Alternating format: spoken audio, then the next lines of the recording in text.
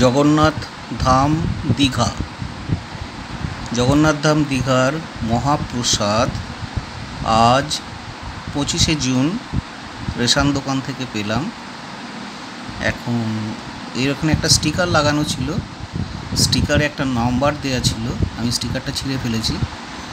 স্টিকারের নাম্বারের এগেনস্টে ওরা ফোন নাম্বার জমা নিয়েছে, সুতরাং ফোন নাম্বার ওই নাম্বারে আমার ফোন নাম্বারটা আবার এন্ট্রি আছে। তো ওরা নাকি কনফার্ম করবে যে আমি প্রসাদ পেয়েছি কি না।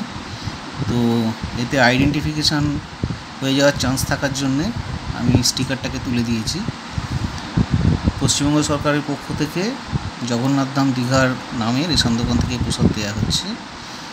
প্রথম প্রশ্নটাই আসে যে সত্যি কি এটা জগন্নাথ ধাম বলা যায় নাকি শুধু মন্দির বলা যায়? জগন্নাথ মন্দির, ধাম কিন্তু বলতে বুঝি পুরী, সেটাকে জগন্নাথ ধাম বলা যায়। এটা জগন্নাথ ধাম না লিখে জগন্নাথ মন্দির লিখলে ভালো হতো।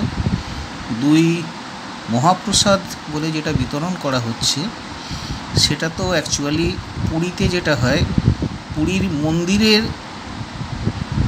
তৈরি হয় প্রসাদ এবং সেখান থেকে আমাদেরকে কিনে নিতে হয়।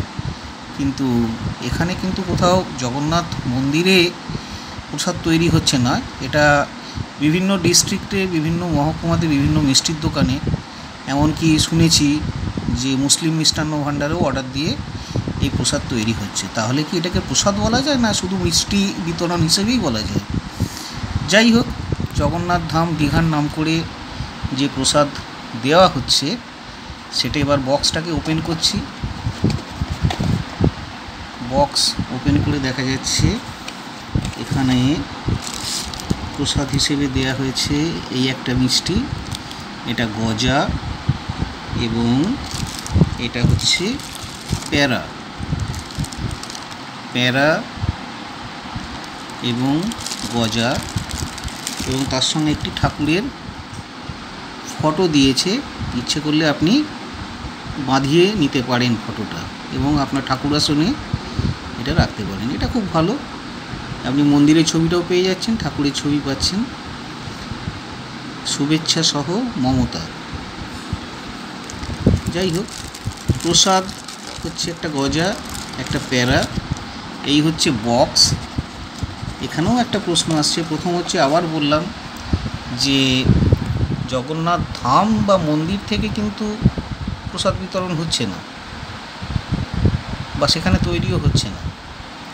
তৈরি হচ্ছে বিভিন্ন ডিস্ট্রিক্টের মহকুমা শহরে বিভিন্ন মিষ্টির দোকানে অর্ডার দিয়ে তৈরি করা হচ্ছে।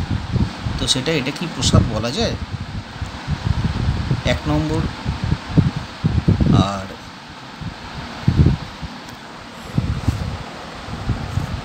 মিষ্টি বলতে এই দুটোই দেওয়া হয়েছে। আর দুই হচ্ছে, 11ই জুন জগন্নাথ দেবের স্নানের পরে, এখন তো জগন্নাথ, বলরাম, সুভদ্রা এরা বিশ্রাম নিচ্ছেন, এদের শরীর অসুস্থ। 27 তারিখে মন্দিরের গর্ভগৃহ খুলবে, ঠাকুরের দর্শন ততদিন বন্ধ। তাহলে যেখানে ঠাকুর বিশ্রাম নিচ্ছেন তার পুজো হচ্ছে না, তাহলে কিভাবে এই প্রসাদ বিতরণ হচ্ছে? এই প্রসাদ তো ঠাকুরের পুজো হয়ে এটা আসছে না, এটা এমনি একটা মিষ্টি হিসেবে জনগণকে বিতরণ করা হচ্ছে। জানি না আপনাদের মতামত কি। যাই হোক, দিয়েছে, আমি নিয়ে এলাম, এছাড়া আমার কিছু বলার নেই। আপনারা নিজেদের মতামত জানাবেন, এটাকে কি আদৌ প্রসাদ বলা যায় কি না।